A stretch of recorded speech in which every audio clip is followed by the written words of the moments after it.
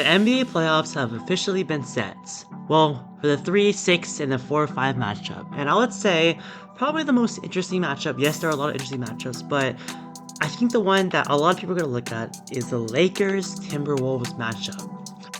Both of these teams had a rise at the end of the season, with the Lakers rising all the way from the 6, 7 seed all the way to the 3rd seed, and then the Wolves going from the 8th seed all the way to the 6th seed. And if I'm being honest, this may be a closer series than a lot of people anticipate. Yes, the Lakers have the star power, Luka Doncic, LeBron James, but you can't underestimate this Wolves team. They've been on a roll ever since, I think Julius Randle got injured and then returned back to the lineup. For some reason, Julius Randle might be the Wolves' Lord and Savior. I don't know if it's going to be enough, but let's talk about it. So before we start, make sure to like the video, subscribe to the channel, as it further motivates you to make more videos like this. So let's first talk about the Lakers side. Man, having Luka Doncic on your team is just such a treat to watch every night. As a Laker fan, knowing that Luka Doncic, you can trust him with the ball, and yeah, that tech against the Thunder was stupid, and there's a reason why they rescinded it, but still, having Luka Doncic is just a game changer. If I were to compare these two teams with a Laker team with Luka Doncic and a Laker team with Anthony Davis, if I'm being honest, it's a lot closer of a series if Anthony Davis is on this team. But having Luka Doncic, who already faced the Wolves last year, he beat them in 5 last year. He absolutely destroyed Rudy Gobert. This entire team got destroyed. Pretty much just destroyed in ways that we didn't even know were possible. Something that game winner against Rudy. Yeah, sure, it might have been a travel, but still, that was some nasty shots by Luka. And if I'm being honest, I expect to see that again when they play them this year. Luka Doncic maybe just has something against the Wolves. Who knows? But having Luka is just such a game changer. And you still have LeBron James. You still have LeBron James on your team. LeBron James alone already a threat. LeBron James and Luka, how are you supposed to stop that? You can put what?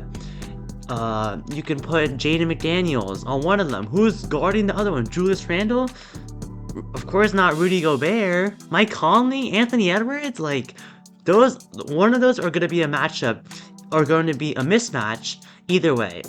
And still look at Austin Reeves. Austin Reeves has probably been a top 5, top 3 third option in the entire league. From an undrafted player, comparing Austin to how he is now and his rookie year when he was undrafted, 2 totally different players. But that confidence level right now by Austin is just at its highest, and they're gonna need him to go off. When you put that pressure on Luka and LeBron, that opens up so many more opportunities for Austin that he's going to take advantage. His 3-point shot has been hitting. If he can consistently hit that shot that off the dribble 3, his crossover that for some reason always works, that little more boost of offense is going to mean the world. And role players like Gabe Vincent, if he can knock down his shots, that's going to be big. Dorian Finney-Smith, they traded for D'Lo. If he can play some good defense, hit some shots. Rui Hachimura, this Lakers team has so many options that, yeah, maybe Rui goes 2 for 6 a game. But if you have on the same time, that same night, Gabe hits 4 threes in a game, that's gonna balance itself out. You still have Dalton Knecht, who can be seen off the bench. You still have Jared Vanderbilt as a defensive option.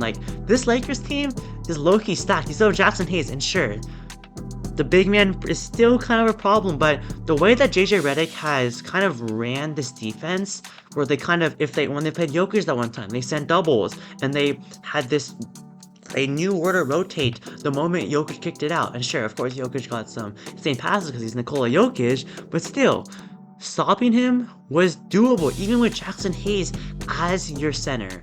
And then just with this team, with this Wolves team, Rudy Gobert as their big man, you can put Jackson Hayes on him on offense, on defense.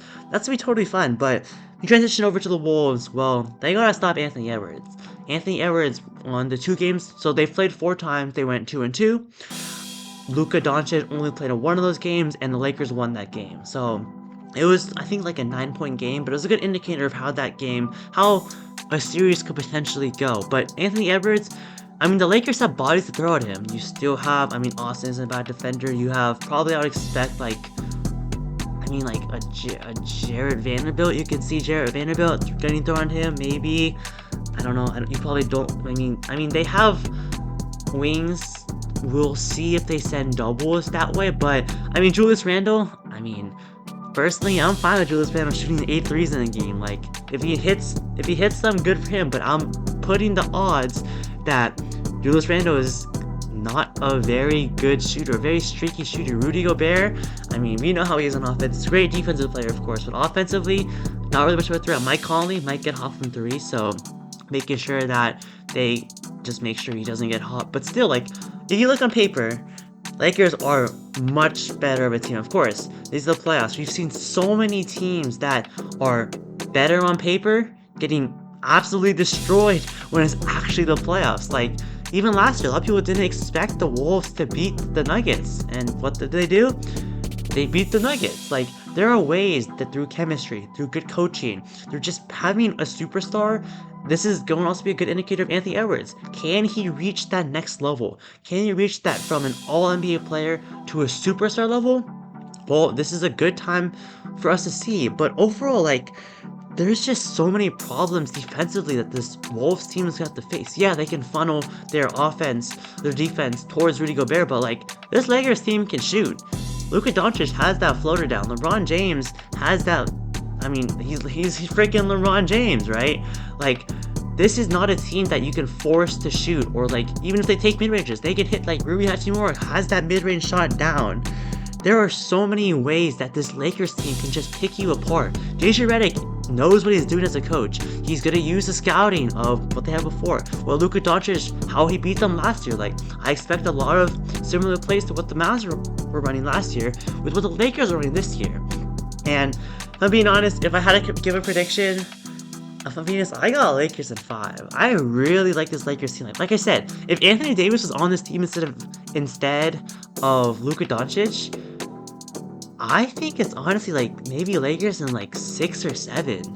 I think that just tipping the scale with Luka Doncic is just so drastic, especially how good of a team this Lakers team has been. Like, this is not a team to be slept on. Now, I don't want to underestimate the Wolves either. They've been on a roll, but like, Anthony Edwards, great player. No one can deny that. He's probably going to average probably like 30 a night.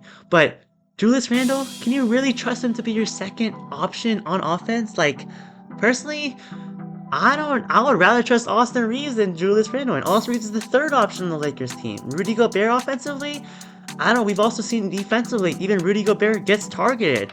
If Luka Doncic gets that switch onto Rudy Gobert, it's barbecue chicken every time. Even if Austin Reeves gets a switch, I like the Lakers odds. If LeBron James gets a switch, I like those odds. This Lakers team just has so many threats on offense, and defensively, I think they can contain Anthony Edwards at least a decent level. Maybe they just let Anthony Edwards go off and they clamp up everyone else. I can definitely see that as a possibility. Like, this Lakers team has the personnel, has the coaching to beat this Wolves team. Now, who knows? Maybe Anthony Edwards averages 50 points per game. Maybe Julius Randle actually does go 5 for 8 from 3. Like, there are still, you can't count this Wolves team out. This Wolves team, there's a reason they made the conference finals last year. And yeah, Julius Randle's worse than Karl-Anthony Towns. But still, they have the personnel to make a deep run. But this Lakers team is just like, maybe I'm glazing them. Maybe I'm thinking too highly of this Lakers team. But when you have Luka Doncic on your team, Luka Doncic is just a playoff demon. LeBron James, playoff proven player. Austin Reeves, even in that were a couple years ago when they made the conference finals. Like, this is a good Lakers squad. So if I'm being honest, comment down below what you guys think. I got, like I said, Lakers in 5. We'll see how the rest of the play-in matches go and the official rankings. But thank you guys for watching. Like the video, and I'll see you on next time.